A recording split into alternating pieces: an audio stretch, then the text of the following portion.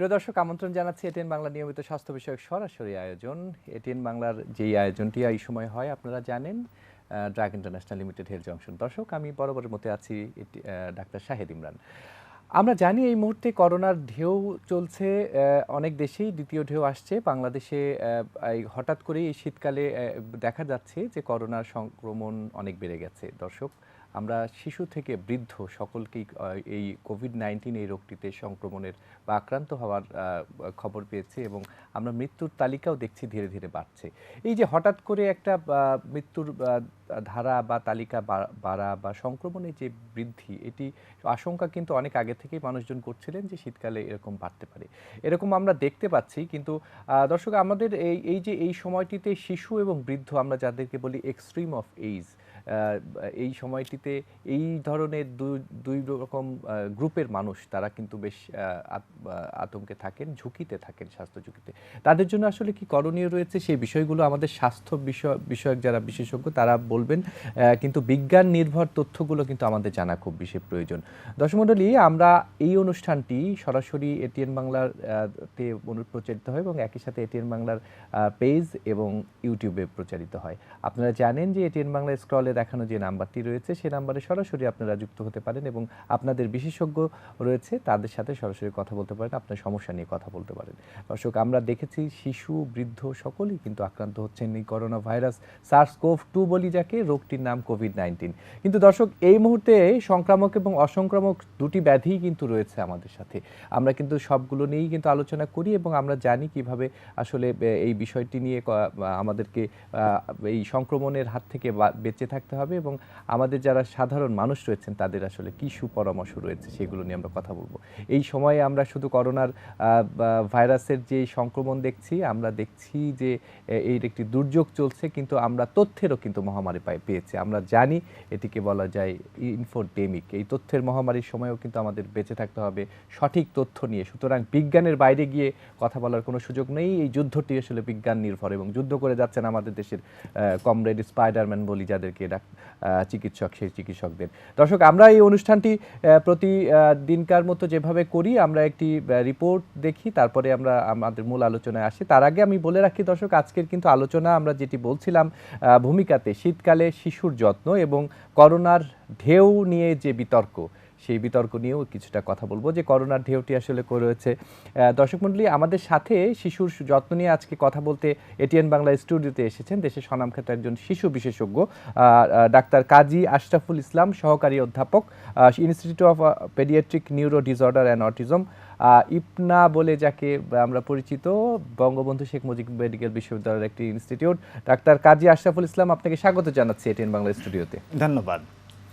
দর্শক, আমাদের সাথে দেশের বরেণ্য একজন চিকিৎসক রয়েছেন, একজন জনস্বাস্থ্য বিজ্ঞানী এবং গণমাধ্যম ব্যক্তিত্ব, যেভাবেই বলি। আমাদের সাথে আছেন আমাদের অভিভাবক চিকিৎসক অধ্যাপক doctor Dipak Kumar Mitra, chairman public health department, north south university. অধ্যাপক ডাক্তার দীপক কুমার মিত্র স্যার, আপনাকে স্বাগত জানাচ্ছি এটিএন বাংলা স্টুডিও থেকে। আমি ডাক্তার শাহেদ ইমরান। আপনাকে এবং আপনার মাধ্যমে দর্শকদের অনেক ধন্যবাদ। দর্শক, আমরা অনুষ্ঠানের মূল আলোচনায় যাব, তবে আমরা একটি ছোট্ট প্রতিবেদন, এটিএন বাংলার সর্বশেষ যে করোনায় আপডেট, সেটি শুনে আসি, তারপরে আমরা মূল আলোচনায় যাব।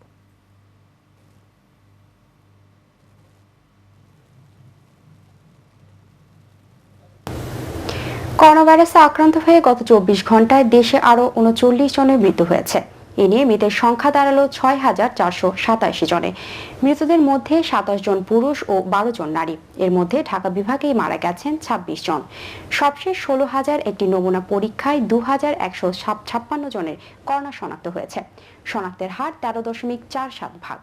মোট আক্রান্তের সংখ্যা 4,54,146। গত 24 ঘন্টায় সুস্থ হয়েছেন 2,302 জন। এ নিয়ে মোট সুস্থ হয়েছেন 3,69,179 জন। শনাক্ত বিবেচনায় সুস্থতার হার 81.29%। স্বাস্থ্য অধিদপ্তরের সংবাদ বিজ্ঞপ্তিতে এসব তথ্য জানানো হয়। দর্শক, আমরা শুনছিলাম এটিএন বাংলার যে সর্বশেষ প্রতিবেদনটি করোনা নিয়ে। আমরা দেখছি যে করোনায় মৃত্যু সংখ্যা বাড়ছে, সংক্রমণের হার বেড়েছে।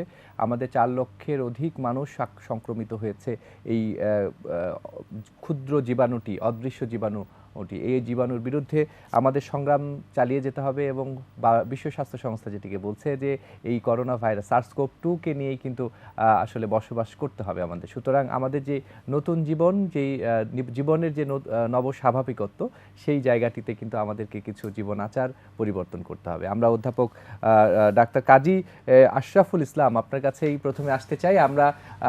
আপনারা জানি যে এই মুহূর্তে আসলে শীতকাল চলছে, শুরু হয়ে গেছে এবং আমরা আশঙ্কা করছিলাম, অনেকে বলছিল যে শীতকালে করোনার সংক্রমণ হয়তো বেড়ে যেতে পারে, এ ধরনের একটা আশঙ্কা ছিল। যদিও তাপমাত্রা নির্ভরতার একটা তথ্য এর আগে এসেছিল, কিন্তু আমরা দেখছি যে তাপমাত্রাটা বিষয় নয়, কিন্তু শীতকালে যে সংক্রমণের যে হার বৃদ্ধি এবং গত সপ্তাহ এক সপ্তাহ যদি আমরা বিবেচনা করি, আমরা যদি আক্রান্তের হার আমরা দেখি শিশু হাসপাতালগুলোতে দেখি, তখন দেখছি যে এই শীতকালীন যে অসুখ সেগুলো তো বাড়ছেই, সাথে করোনার সংক্রমণও কিন্তু শিশুদের মধ্যে বৃদ্ধি পেয়েছে, যেটি আমরা এর আগে কিন্তু এভাবে দেখিনি। আপনার কাছে কি মনে হয় যে শিশুরা কেন বেশি আক্রান্ত হচ্ছেন বা এই মুহূর্তে কেন? ধন্যবাদ।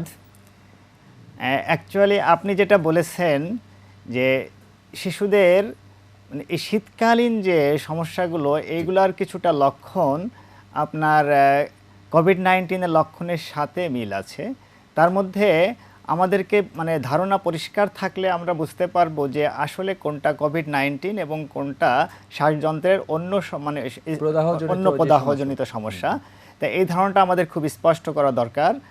তার মধ্যে যেহেতু সিজনাল একটা চেঞ্জের সাথে সাথে শ্বাসযন্ত্রের কিছু রোগ আমাদের বেশি দেখা দেয়, আর কোভিড-19ও যেহেতু শ্বাসযন্ত্রের লক্ষণ, এই জন্য অভিভাবকদের এবং আমাদের মানে চিকিৎসকদের, সচেতন মানুষদের এই দুটো রোগের লক্ষণগুলো খুব আলাদা করে বোঝাটা খুব দরকার।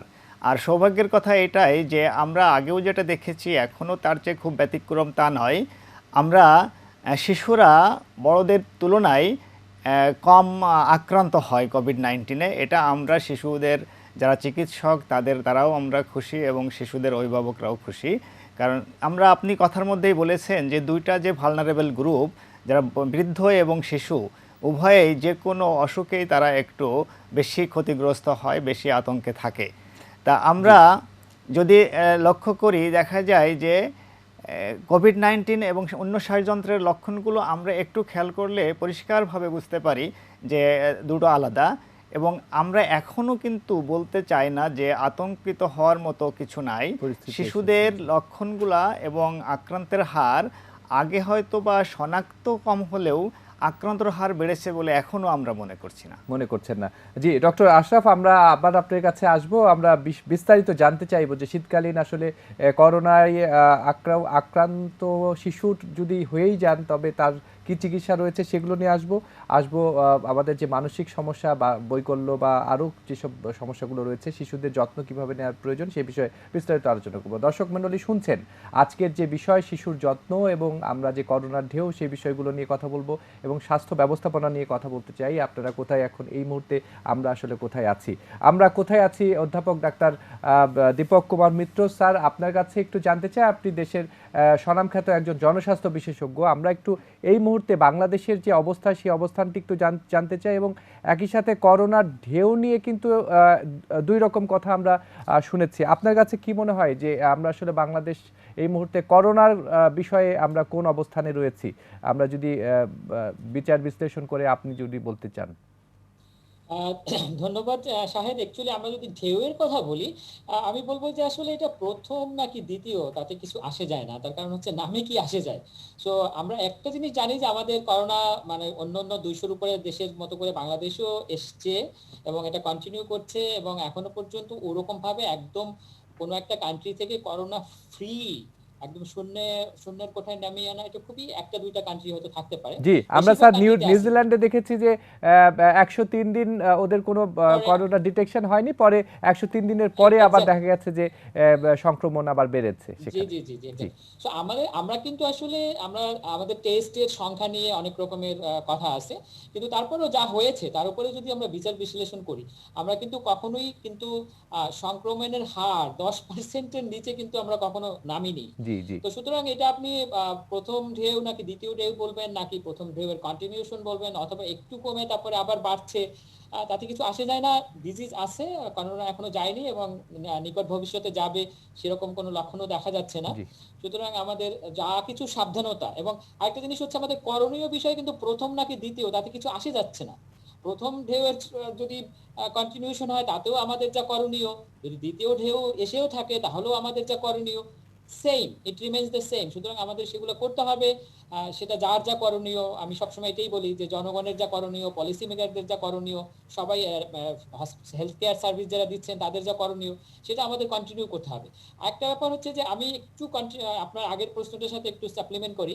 অনেক সময় দেখা যায় যে করোনা অনেক সময় কিন্তু অ্যাসিমটোমেটিক হয়, কিন্তু আমাদের যে শীতকালীন অন্য অন্য যে রেসপিরেটরি ডিজিজ গুলো আছে সবগুলো কিন্তু অ্যাসিমটোমেটিক হয় না। জি ওদের কিন্তু হাঁচি কাশি ও সময় থাকে, কিন্তু আমাদের করোনাতে কিন্তু সবার হাঁচি কাশিটা থাকে না। অর্থাৎ কিন্তু যদি মনে করেন যে উপসর্গগুলো আমরা একটা দেখছি না। জি পেশেন্ট জি সে করোনার অ্যাসিমটোমেটিক, সে কিন্তু যতটা ছড়াবে, যেহেতু সে হাঁচি দিচ্ছে না, কাশি দিচ্ছে না, কিন্তু তার যদি সাইমালটেনিয়াসলি অন্য কোনো রেসপিরেটরি ডিজিজ থাকে যার জন্য সে হাঁচি কাশি দিচ্ছে, তাহলে কিন্তু হাঁচির সাথে সাথে কিন্তু তার করোনার জীবাণুটা বের হয়ে আসবে আর কি।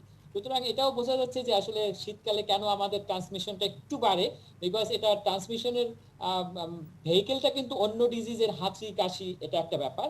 আরেকটা হচ্ছে যে আপনার এয়ার পলিউশনেরও একটা ব্যাপার আছে, হিউমিডিটির কিছুটা ব্যাপার আছে, যেমন ড্রাই ওয়েদারে একটু বেশি সময় থাকে, হিউমিডিটির একটা ব্যাপার থাকে অনেক সময়, যদি ওইরকম ভাবে সাইন্টিফিক কোনো কিছু নাই। তো সেজন্য আমরা শীতকালে বিভিন্ন কারণে আমাদের, আরেকটা হচ্ছে এয়ার পলিউশন, বায়ু দূষণের মাত্রাও কিন্তু শীতকালে একটু বেশি থাকে, তো যার জন্য বায়ু দূষণটাও কিন্তু ট্রান্সমিশনকে বাড়ায়। তো এইসব কারণেই আমার কাছে মনে হয় যে শীতকালে আমরা একটু বেশি পাবো, এবং আমাদের এডিশনাল যে প্রতিরোধ ব্যবস্থাগুলো যেগুলো সবার জন্য অর্থাৎ আছে, এগুলো আমাদের মৌসুমীকালীন সময় স্যার আসলে এই শীতকালে আমরা দেখেছি যে এমনিতেই সংক্রামক ব্যাধি বেড়ে যায়, এটা প্রতি বছরের মতোই, এবং তার সাথে যুক্ত আছে করোনা ভাইরাসের জি জি এই সংক্রমণ। অসংখ্য ধন্যবাদ স্যার, আপনি খুব চমৎকার করে বলছিলেন যে করোনার ঢেউ বিতর্ক আমরা আজকে বলছি, কিন্তু আপনি যেটি বলছিলেন যে 10%-এর নিচে যেহেতু আসেনি, সুতরাং এখানে বিজ্ঞান ভিত্তিক আমরা বলতে পারি না যে এটি আসলে করোনার প্রথম ঢেউটি আমরা ধাক্কাটি অতিক্রম করে এখন দ্বিতীয় ঢেউয়ে এসেছি অনেকেই যদিও বলছেন, তবু আমরা বিজ্ঞানের সাথেই থাকবো। আপনার কাছে স্যার পুরো অনুষ্ঠান জুড়ে আপনি আমাদের সাথে থাকবেন, আপনার কাছে আবার আসবো। তার আগে আমরা ডক্টর আশরাফ আপনার কাছে একটু জানতে চাচ্ছি যে আমরা যেটুকু বললাম যে শিশুদের করোনা ভাইরাসের সংক্রমণ বাড়ছে বলে অনেক সময় আমরা এই কয়েকদিনের রিপোর্টে আমরা দেখতে পাচ্ছি গণমাধ্যমে। এই যে করোনা ভাইরাস শিশুদের হলে আসলে আতঙ্কের, আপনি বলছিলেন যে খুব একটা আতঙ্কের কারণ নেই, কিন্তু এই ধরনের ভর্তি রোগীদের ক্ষেত্রে আমরা আসলে কি করতে পারি, বা কখন আসলে শিশুদেরকে ভর্তি করা প্রয়োজন হাসপাতালে? যেমন আমরা বড়দের ক্ষেত্রে দেখতে পাচ্ছি স্যাচুরেশন কমে গেলে বা তারা অনেক উপসর্গ এলে আমরা নিজেরাও বুঝি যে এখন তাকে হাসপাতালে নেওয়া প্রয়োজন, কিন্তু শিশুদের ক্ষেত্রে সেটি কিছুটা ব্যতিক্রম। আপনার কাছে একটু জানতে চাই সমাধানটি। ধন্যবাদ। অ্যাকচুয়ালি শ্বাসযন্ত্রের অন্য যে কোনো অসুখের মতোই করোনারও কিন্তু মৃদু থেকে তীব্র সংক্রমণ হতে পারে। জি তা আমাদেরকে আমরা সবসময় এই করোনাকালীন সময়ে শিশুদের শ্বাসযন্ত্র, করোনা অথবা অন্য যে কোনো প্রয়োজনেই হোক হাসপাতালে ভিড় কম করতে বলি। আমরা বলি পারতপক্ষে সে ঘরের মধ্যে থেকেই ব্যবস্থা নেবে, অথবা অন্যান্য যে ব্যবস্থা দেওয়া আছে টেলিমেডিসিন সহ এই সমস্ত মাধ্যমে তারা সেবাটা নেবে, এবং বিশেষ প্রয়োজনেই হাসপাতালে যাবে। কারণ হাসপাতালে গেলে তাকে যেহেতু অন্য অ্যাকম্পানিং পার্সন, অভিভাবক বা মা বাবা মার সঙ্গে যান, জি শিশুসহ অন্যদেরও সেই সংক্রমণের রিস্কটা বেড়ে যায়। তা পারতপক্ষে আমরা হাসপাতালে না গিয়ে ঘরে ব্যবস্থা নিব।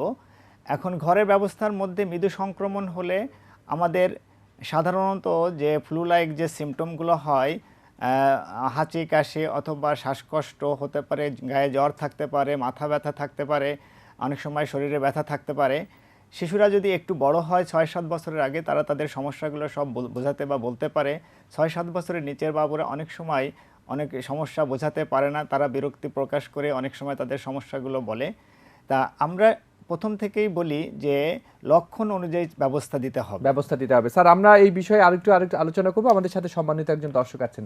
দর্শক কে আছেন আমাদের সাথে, নাম বলে আপনার প্রশ্নটি করুন। হ্যাঁ, আমার নাম সিরাজুল ইসলাম সোহাগ। জি আমার মেয়ের বয়স হলো 13 বছর। জি ভাই বলুন। ওর অ্যালার্জির সমস্যা আছে, ওর প্রচুর হাঁচি কাশি হয়। হুম হুম তো এমনি এখন এই করোনা কালীন সময় তাকে আবার স্কিনের ডাক্তার, অ্যালার্জি ডাক্তার দেখাচ্ছি, কবির চৌধুরীকে। আপনাকে দেখেছিলাম বাবা।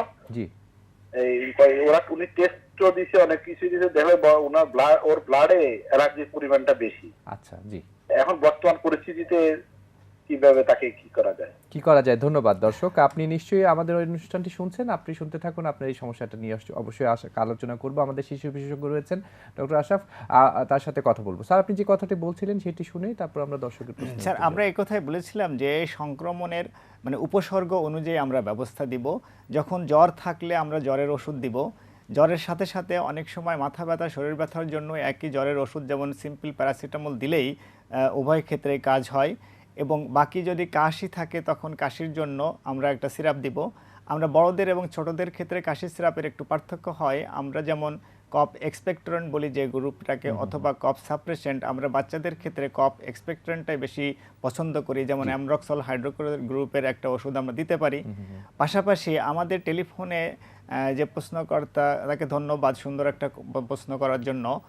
আমরা অ্যালার্জির পরিমাণ আমরা যে ক্ষেত্রে বলেছিলাম যে শ্বাসযন্ত্রের বিভিন্ন রকমের অসুখের একই রকমের উপসর্গ থাকে, কিন্তু চিকিৎসকদের শরণাপন্ন যখন আপনি হবেন তখন চিকিৎসকের প্রথম কাজই থাকে এই অ্যালার্জিজনিত সমস্যা, কোভিড-19 অথবা শ্বাসযন্ত্রের অন্য সমস্যা, এটা আমরা পার্থক্য করি।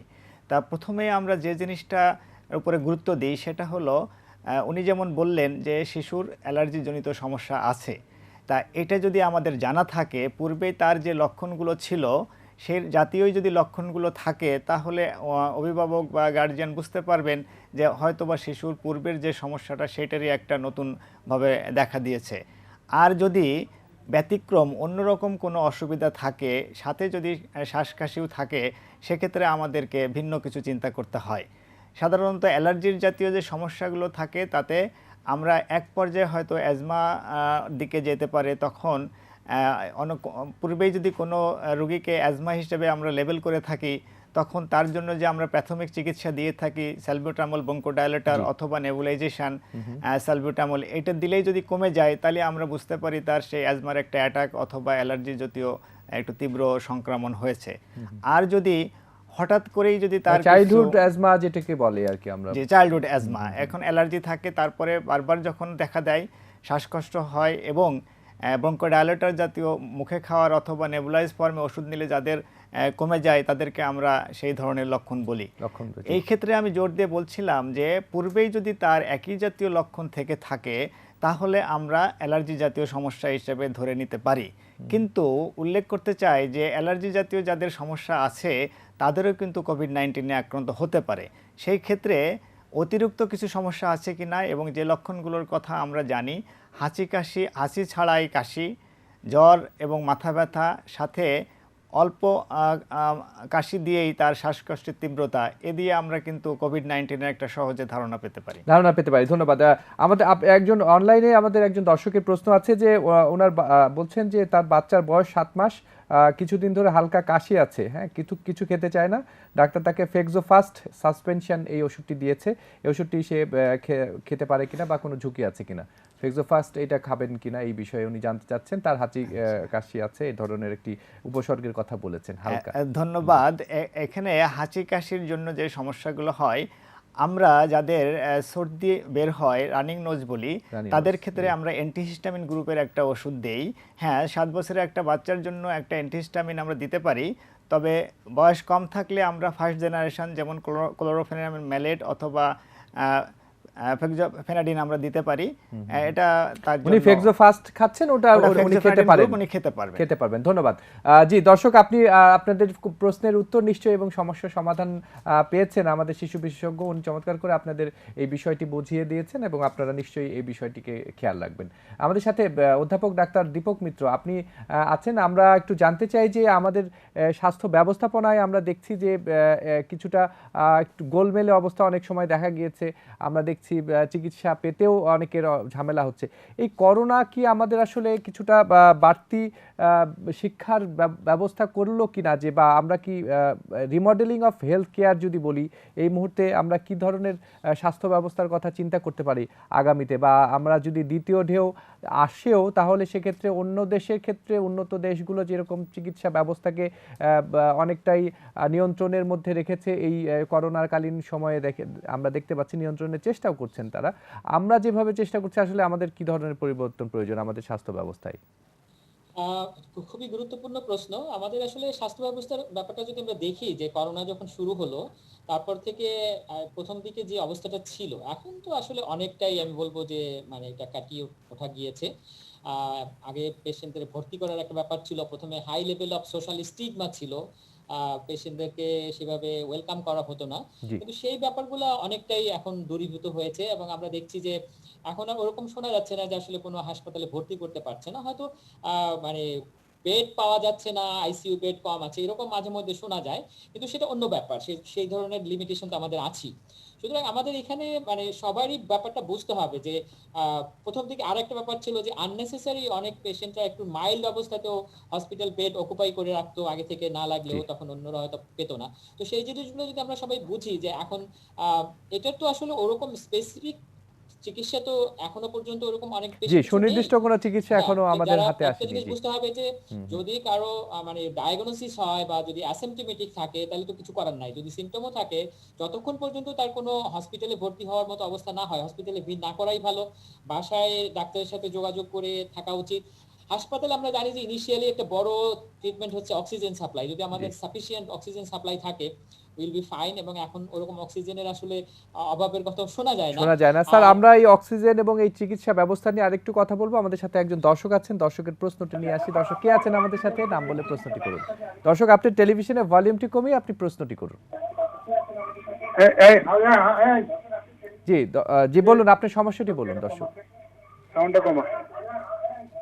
হ্যালো, জি আমরা শুনতে পাচ্ছি, আপনার সমস্যাটি বলুন। আসসালামু আলাইকুম। ওয়ালাইকুম আসসালাম, আপনার সমস্যাটি বলুন দর্শক।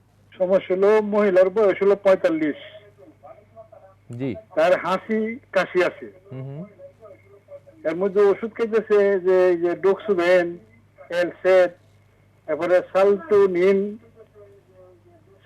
এই যে ইনহেলার, জি কিন্তু এটাও মানে কভার করতেছে না। মানে তার কি তাহলে সমস্যা কি হচ্ছে করা কি, যায় এই তার মুহূর্তে? আসলে সমস্যাটি কি হচ্ছে, উপসর্গটা কি? সমস্যাটা যে অ্যাজমার সমস্যা আর কি। তার আজমার সমস্যা ছিল। ধন্যবাদ। আমরা মনে হয় কিছুটা বুঝতে পেরেছি এগুলো নিয়ে। আসলে যদিও আজকে আমরা শিশুদের সমস্যাগুলো নিয়ে কথা বলবো এবং আমরা স্বাস্থ্য ব্যবস্থা নিয়ে কথা বলছি, তবুও আমরা চেষ্টা করব যে আপনার এই বিষয়টা নিয়ে একটু আলোচনা করতে। স্যার যেটি বলছিলেন যে রিমডেলিং অফ হেলথ কেয়ার আসলে কিভাবে করা যায় বা আমাদের কি পরিবর্তন দরকার। রিমডেলিং আপনাদের যে বলছিলাম যে অক্সিজেন সাপ্লাই একটা বড় সাপোর্টিভ ট্রিটমেন্ট আমরা জানি, তো সেটা যদি আমরা এনশিওর করতে পারি। আর এছাড়া খুব বেশি সিভিয়ার যারা, তারা তো আইসিইউতে যে ধরনের সাপোর্ট লাগে, আমরা এখনো পর্যন্ত আসলে ওরকম একদমই যে ইফেক্টিভ ট্রিটমেন্ট তো আসলে সেরকম কিছু নাই, তবু আমরা সাপোর্টিভ হিসেবে প্লাজমা থেরাপি দেওয়া হয় বা কিছু ওষুধ আছে যেগুলো হয়তো দেওয়া হয়, সেগুলো একবার বলা হয় যে এটা কাজ করে, আরেকবার আমরা শুনি কাজ করে না। সুতরাং সেটা সারা পৃথিবীতেই এই ধরনের কনফিউশন আছে। সুতরাং সেটা আমার মনে হয় যেটা আছে, কিন্তু এই করোনার যে শিক্ষাটা সেটা আমাদেরকে নিতে হবে যে ভবিষ্যতে তো আরো প্যান্ডেমিক বা অন্য ধরনের প্রবলেম আসতে পারে। সুতরাং যাতে আমরা স্বাস্থ্য ব্যবস্থাকে ঢেলে সাজিয়ে আমাদের দেশের জনগণকে সঠিকভাবে সেবা দিতে পারি, সেটা অবশ্যই আমাদের করতে হবে।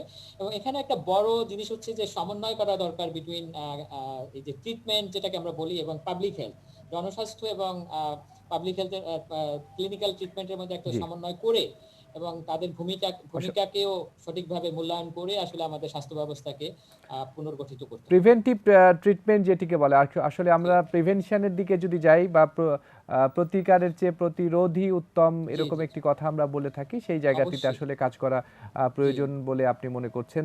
আপনাকে ধন্যবাদ স্যার, আপনি সুন্দর করে বলছিলেন। আমরা যদি দর্শকের একটি প্রশ্ন পেয়েছিলাম স্যার, যদিও আমরা শিশুদের নিয়ে কথা বলবো, একটু যদি আমরা তার সম্পর্কে কোনো পরামর্শ দিতে পারি। ধন্যবাদ প্রশ্নকর্তাকে। উনি বলেছেন যে ওনার আগের থেকেই অ্যাজমা জাতীয় সমস্যা আছে।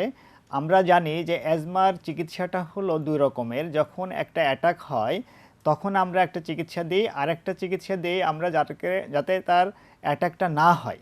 এখন উনি যেহেতু এই শ্বাসকষ্ট বা অ্যাজমার অ্যাটাকে ভুগছেন, এখন ওনার প্রাথমিকভাবে সালবিউটামল সেটা মুখে খাক অথবা নেবুলাইজ ফরমেনিক, এটাতে যদি কাজ না হয় তখন আমরা স্টেরয়েড সেটা মুখে হতে পারে অথবা ইনহেলার আকারেও নিতে পারি। এটা দেওয়ার পরে যদি কাজ না হয় তখন তার অক্সিজেনের স্বল্পতা দেখা দেয়, তখন হাসপাতালে ভর্তি হয়ে ওই স্টেরয়েডটাই ইনজেকশন আকারে নেওয়া লাগতে পারে। স্টেরয়েডটা লাগতে পারে। জি দর্শক, আপনি নিশ্চয়ই বুঝতে পেরেছেন আসলে আপনার এই মুহূর্তে কি পরামর্শ রয়েছে এবং কি করা দরকার সেই বিষয়টি কিন্তু খুবই স্পষ্ট করে স্যার বলেছেন। স্যার, আপনার অনলাইনে একটি প্রশ্ন আছে যে আমার মেয়ের বয়স 5 বছর, কিন্তু বয়স হিসেবে তার ওজন বাড়ছে না, তার ওজনের 10 কেজির মতো। ডাক্তার তাকে সুপ্রাকর্ড সিরাপটি দিয়েছে, এই ওষুধটি খাবেন এবং কিনা, এবং এর পাশাপাশি অন্য কোনো ওষুধ প্রয়োজন আছে কিনা স্যার? আচ্ছা, ধন্যবাদ। আপনার শিশুর ওজন অনেকটাই কম। 10 কেজি, জি। যে মানে চিকিৎসকের পরামর্শ নিয়েছেন, উনি অবশ্য আপনাকে একটা ভিটামিন জাতীয় ওষুধ দিয়েছে, এটা তার একটু রুচি বৃদ্ধি করতে পারে, কিন্তু কেন তার ওজনটা কম সেটা জানাটা খুব দরকার। যেমন কারোর যদি দীর্ঘদিন থেকে প্রস্রাবে কোনো ইনফেকশন অথবা শ্বাসকষ্ট অথবা হার্টের কোনো সমস্যা থাকে, অথবা যে পুষ্টিগতই কোনো সমস্যা, যেটা তার ফিডিংয়ের যে প্রবলেম, যেটা যেভাবে যেটা খাওয়ানোর কথা ছিল বা খাওয়ার কথা ছিল খায় নাই, এটা কোনটা তার জন্য সমস্যা, সেই সমস্যাটাও জানতে হবে এবং সেটার ব্যবস্থা নিতে হবে, পাশাপাশি তার পুষ্টিকর খাবার দিতে হবে। পুষ্টিকর খাবার দেওয়া প্রয়োজন। স্যার, আমরা একটু জানতে চাই যে অটিজম এই শব্দটি আমরা আসলে অনেকেই জানছি। অটিজমে আক্রান্ত বা অটিজম নিয়ে ভুগছেন এমন অনেক শিশুকে আমরা দেখছি। আমরা কিছুক্ষণ আগে যেটি দীপক মিত্র স্যার বলছিলেন যে স্টিগমা বলে একটি শব্দ বলছিলেন। আসলে অটিজম বাংলাদেশে যেভাবে ডায়াগনোসিস হচ্ছে বা আমরা দেখছি, এই শিশুদের জন্য আসলে কি করণীয় রয়েছে, বা এই অটিজম আসলে কেন এই রোগটি হচ্ছে, আপনি কি একটু বলবেন আমাদের? আচ্ছা, ধন্যবাদ। বেশ কিছুদিন আগে হয়তো এই শব্দটার সঙ্গে বা এই অসুখটার সম্বন্ধে আমরা খুব ভালোভাবে ওয়াকিবহাল ছিলাম না। এখন আমরা এই অসুখটা সম্পর্কে একটা সঠিক ধারণা পেয়েছি। ধারণা বলতে এটার লক্ষণগুলো সম্পর্কে আমরা স্পষ্ট ধারণা পাইছি, কিন্তু কারণ বা এখনও আমরা সেখানে গবেষণা চলছে, আমরা এখনও স্পষ্ট কোনো ধারণা পাইনি। কিন্তু আমরা যেটাকে বলে থাকি মাল্টিফ্যাক্টোরিয়াল, কিছু কিছু অসুখ আছে যেটা জেনেটিক কিছু ইনফ্লুয়েন্স থাকে, এনভায়রনমেন্টাল কিছু ইনফ্লুয়েন্স থাকে, সেগুলোকে আমরা মাল্টিফ্যাক্টোরিয়াল ডিজিজ বলি। তা অটিজম স্পেকট্রাম ডিসঅর্ডার এরকমের একটা মানে অসুখ যেটা জেনেটিক এবং এনভায়রনমেন্টাল দু ধরনের ইনফ্লুয়েন্স আছে। আর লক্ষণ বলতে আমরা যেটা বুঝি, প্রথম এবং প্রাথমিক লক্ষণ যেটা, এই শিশুরা কথা বলে না অথবা কথা বলতে দেরি করে। এখন কথা বলে না আর কথা বলতে দেরি করে অনেকগুলো অসুখের কারণেই হয়তো হয়ে থাকে, কিন্তু অভিভাবকরা প্রাথমিকভাবে বা চিকিৎসক প্রাথমিকভাবে কিভাবে বুঝতে পারবেন যে এটা অটিজমের দেরিতে কথা বলা নাকি অন্য কারণে? আমরা ডেফিনেশন আকারে অটিজম স্পেকট্রাম ডিসঅর্ডার যখন বলি, আমরা বলি তার কমিউনিকেশন প্রবলেম। যে কথা বলে না কিন্তু অন্যভাবে যদি কমিউনিকেট করতে পারে তাহলে তার অটিজম হওয়ার সম্ভাবনা কম। যে কথা বলছে না এবং কোনোভাবেই কমিউনিকেট করছে না, তারই কিন্তু অটিজমের লক্ষণটা সম্ভাবনা বেশি। কমিউনিকেট বলতে আমরা সমবয়সীদের সাথে যে মেলামেশা বলি, তার প্রয়োজনটাকে বোঝানো বলি, এগুলোকে আমরা কমিউনিকেশন বলি। এই কমিউনিকেশন, হ্যাঁ, নিজেদের মধ্যে নিজের প্রয়োজনটা অন্যকে বোঝাতে যদি না পারে তখন আমরা লক্ষণ থাকতে পারে বলে ধারণা করি। এবং এই শিশুরা দেখা যায় যে তাদের নাম ধরে ডাকলে ডাক শোনে না। সে 5টা বাচ্চা একসঙ্গে থাকলে 4টে বাচ্চা একদিকে খেলতেছে, সে অন্য দিকে আলাদা হয়ে খেলছে, এবং তার খেলার যে খেলনাটা সেটাও খুব নির্দিষ্ট, সে একই খেলনা নিয়েই খেলতে পছন্দ করে। কিন্তু সাধারণ বৈশিষ্ট্য অনুযায়ী শিশুদের যেটা লক্ষণ থাকে, এক একটা বাচ্চা একটা খেলনা নিয়ে খেলবে, আবার নতুন কিছু দেখলে সেটার প্রতি আগ্রহ দেখাবে, কিন্তু এরা নতুনের জিনিসের প্রতি আগ্রহ কম দেখায়। স্যার, আমরা একটু অটিজম নিয়ে কথা বলবো। আমাদের সাথে একজন দর্শক আছেন। দর্শক কি আছেন আমাদের সাথে? নাম বলে প্রশ্নটি করুন। জি, আসসালামু আলাইকুম। ওয়ালাইকুম আসসালাম। জি ভাই, আপনার সমস্যাটি বলুন। আমি খুলনা থেকে বলছিলাম। আমার মেয়ের বয়স 10 বছর। জি। তা ওর মুখে অসংখ্য বিসি বিসি দাগ দাগ, কালো কালো। জি। মুখে বলতে কোথায়? মুখের কোন অংশে? মুখের কোন অংশে একটু বলবেন? সারা মুখেই বলা যায়, বিশেষ করে নাকের দুই সাইডে এবং কপালে সব জায়গায় তো দেখা যায়। ও, মুখের বাইরে? জি জি, আচ্ছা, ঠিক আছে। জি জি। ত্বকের অংশে। হ্যাঁ, শুধু এই সমস্যাটি, আর তো কিছু নেই? না না, জি, বয়স কত বললেন? 10 বছর। 10 বছর। ধন্যবাদ দর্শক, আপনি আপনার এই বিষয় নিয়ে আলোচনা করব। স্যার, আপনি অটিজম নিয়ে বলছিলেন আচ্ছা, বা যে কথাটা উপসর্গ নিয়ে আমরা বলছিলেন, এবং এই আসলে চিকিৎসা ব্যবস্থা কি আছে? আপনি দীর্ঘদিন থেকে এই অটিজম নিয়ে নিশ্চয়ই কাজ করছেন আপনাদের ইপনাতে, এবং আমরা একটু জানতে চাই আরেকটা বিষয়, যে আমরা আসলে ফিটোম্যাটার্নাল পিরিয়ড যেটা, সেই সময়টিতে কি আমরা এটাকে ডিটেক্ট করার কোনো সুযোগ আছে কিনা, বা আগে থেকেই জন্মগত ত্রুটির যে জায়গাগুলো রয়েছে বা মানসিক যে বৈকল্য হতে পারে, এ ধরনের কোনো কিছু কি আমরা আগে থেকে জানতে পারি? হ্যাঁ, ধন্যবাদ।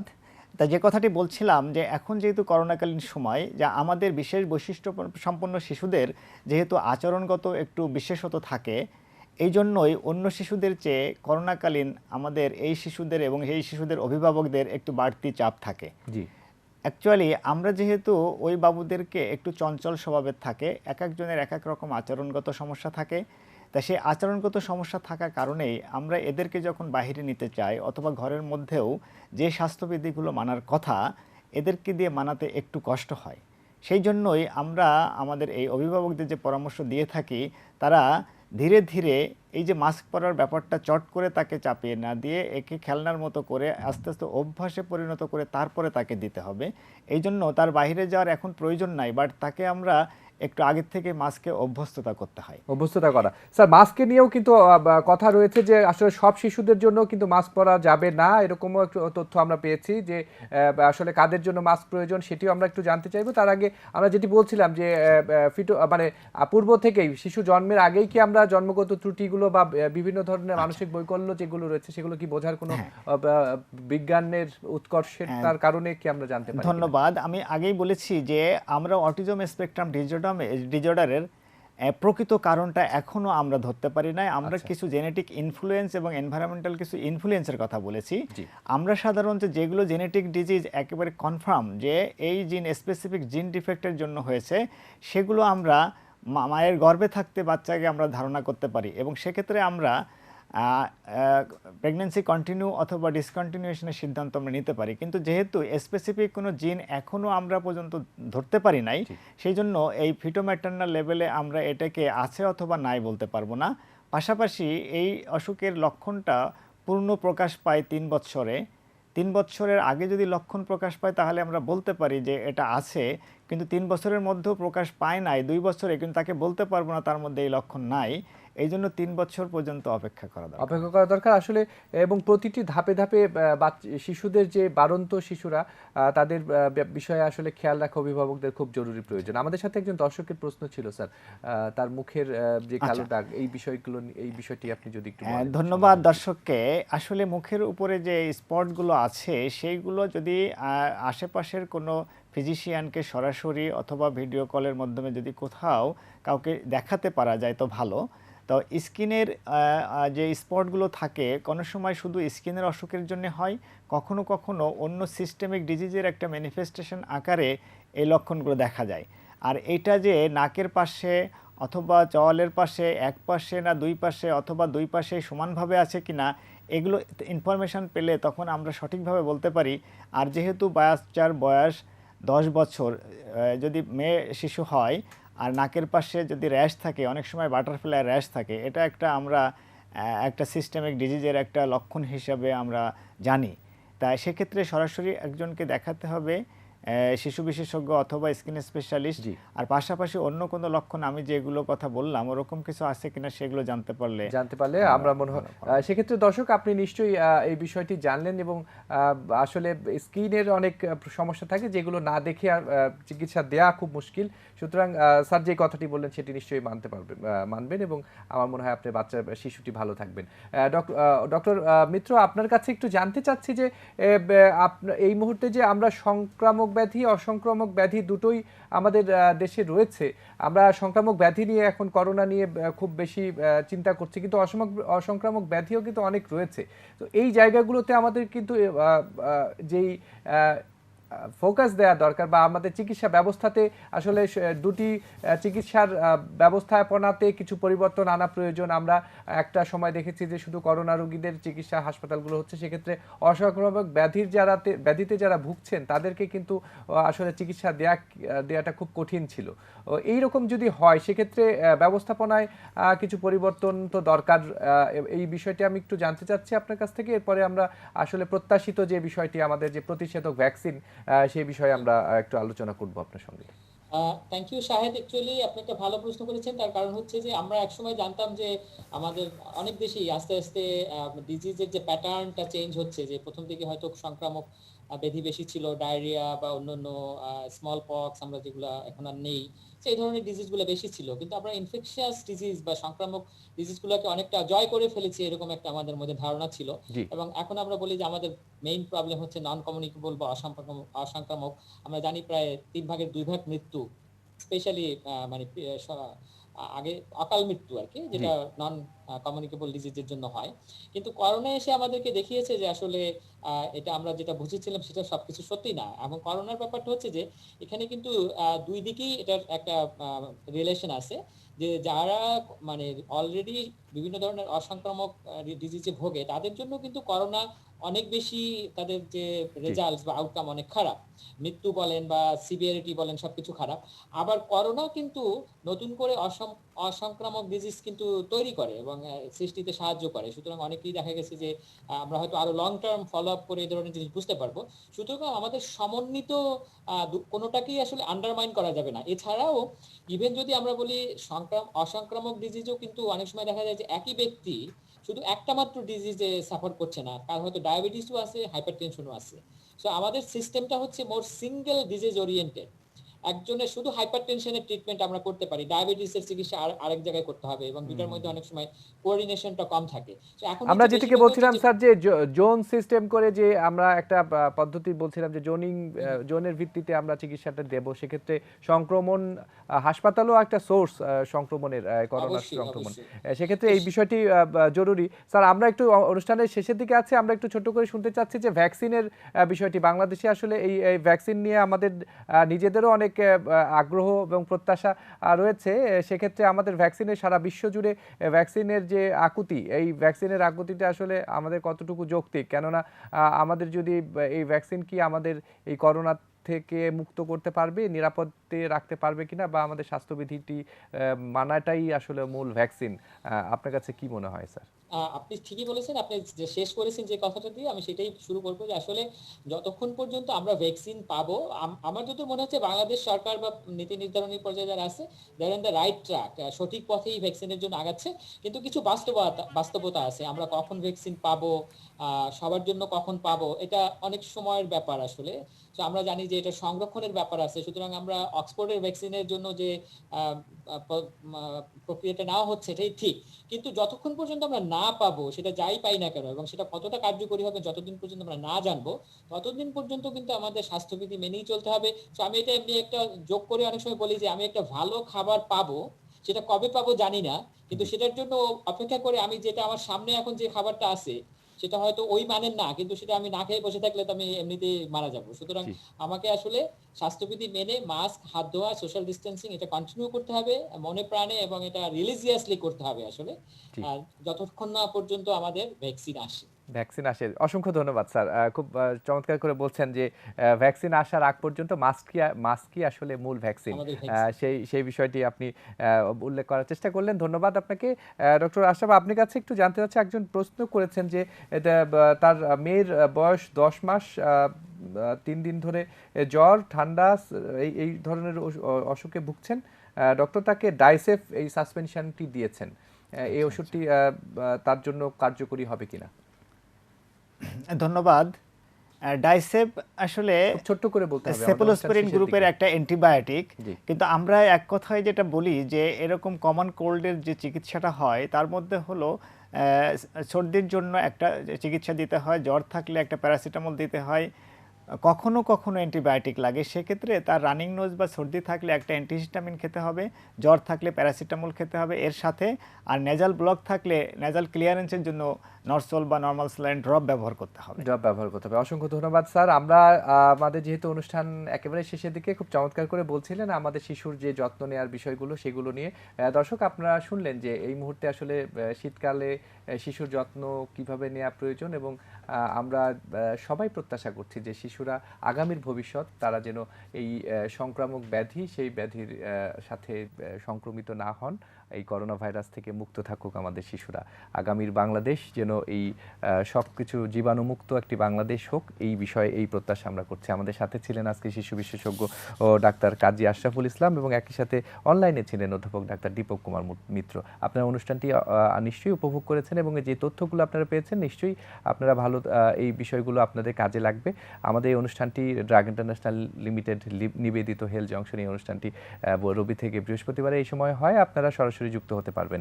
আপনারা ভালো থাকবেন, সুস্থ থাকবেন, আর এই অনুষ্ঠান দেখতে থাকুন, এটিএন বাংলার সাথেই থাকুন। আল্লাহ হাফিজ।